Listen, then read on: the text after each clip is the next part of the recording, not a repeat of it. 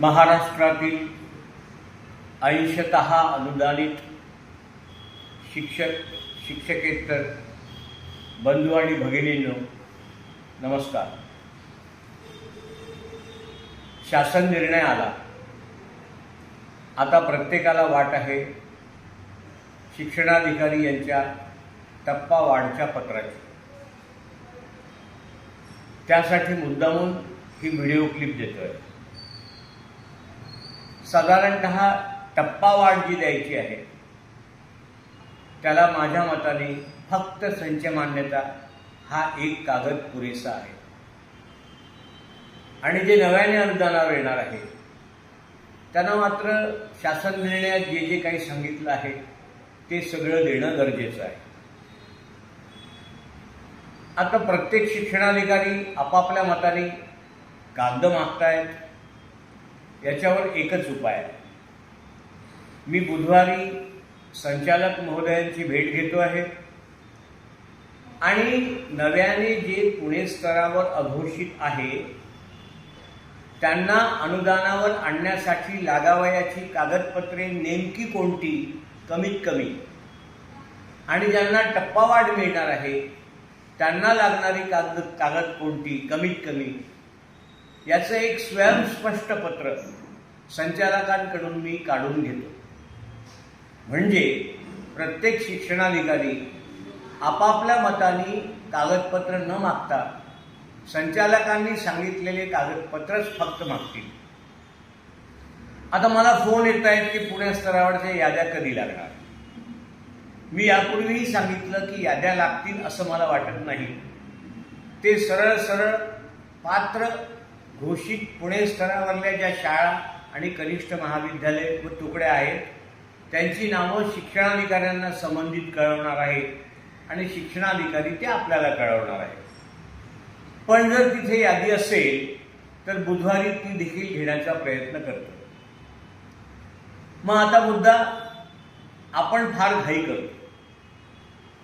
शिक्षणाधिकाऱ्याकडे त्यांच्याकडून पत्र घेण्याकरता आपल्याला खूपच घाई असते. त्यासाठी आपण वाटेल ते करायला तयार असतो आणि त्या गोष्टीचा मग गैरफायदा प्रशासनातले लोक घेतात. म्हणून माझा तुम्हाला एक सल्ला आहे. ऑगस्ट पेढीन सप्टेंबर मिळणारच आहे. घाई करू नका. तुमचा प्रस्ताव शिक्षणाधिकाऱ्याकडे द्या आणि निवांत बसा.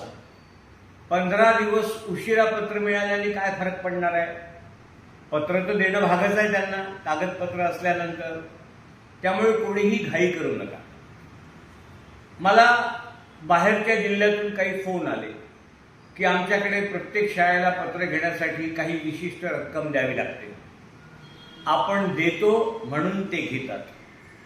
आपणच जर दिले नाही तर कोणी घेण्याची ताब नाही कोणाची. त्यामुळे आपली घाई आपण सगळ्यात पहिले बंद करा आणि मग प्रत्येक जिल्ह्यात पत्र वाटप होत असताना जर काही गैरप्रकार होत असतील तर संबंधित आपल्या लोकप्रतिनिधीला आपण ते कळवा. माझ्या 5 जिल्ह्यात अमरावती, यवतमाळ, वाशिम, अकोला, बुलढाणा या 5 जिल्ह्यात कुठलाही गैरप्रकार होणार नाही याची मी स्वतः काळजी घेईन. शक्यतोवर हे पत्र वाटप कॅम्पनी व्हावं, कॅम्पमध्ये व्हावं असा प्रयत्न मी करेन आणि तुम्हाला दिलासा देण्याचा माझा पुरेपूर प्रयत्न असेल.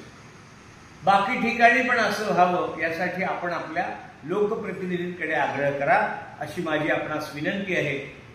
घाई करू नका. पत्र त्यांना देणंच आहे, त्यांना द्यावेच लागणार आहे. तुम्ही जर घाई केली नाही तर 8-15 दिवस उशिरा पण पत्र आपल्याला मिळतील. तुर्तास एवढेच. त्रुटीसाठी प्रयत्न करतोय. त्रुटीवर अन्याय होणार नाही यासाठी माझे सातत्याने प्रयत्न सुरू आहे. तुम्ही काहीही काळजी करू नका. तुमच्यावर अन्याय होऊ देणार नाही. सैनिकी शाळांचा मुद्दा जो गाळला गेला आहे त्याच्यावरही माझं लक्ष आहे. 10 तारखेला म्हणजे 10 सप्टेंबरला हायकोर्टात एक तारीख आहे. त्या तारखेमध्ये सरकारला उत्तर मागितलं आहे. सरकारने ते उत्तर तात्काळ द्यावं म्हणून गुरुवारी मी मुंबईला आहे. कदाचित हायकोर्ट आपल्या बाजूने मोठा दिलासा देणारा निर्णय देऊ शकतं हे सैनिकी शाळांनी लक्षात घ्या. हायकोर्टाने दिला नाही तरी प्रशासन स्तरावरून सर्व सैनिकी शाळा 60% कशा येतील हा माझा प्रयत्न राहील. तो नक्की यशस्वी होईल, तुम्ही काळजी करू नका. 22-23ला ज्यांची पटसंख्या नाही त्यांच्यासाठी देखील सैनिकी शाळेप्रमाणेच काम पडलं तर कोर्टात किंवा त्यापूर्वी शासनाकडून तुम्हाला दिलासा मिळेल असा माझा प्रयत्न आहे. तुर्तास एवढेच. तुम्ही फक्त पाठीवर हात ठेवून लढ म्हणा. मी लढतोय. धन्यवाद.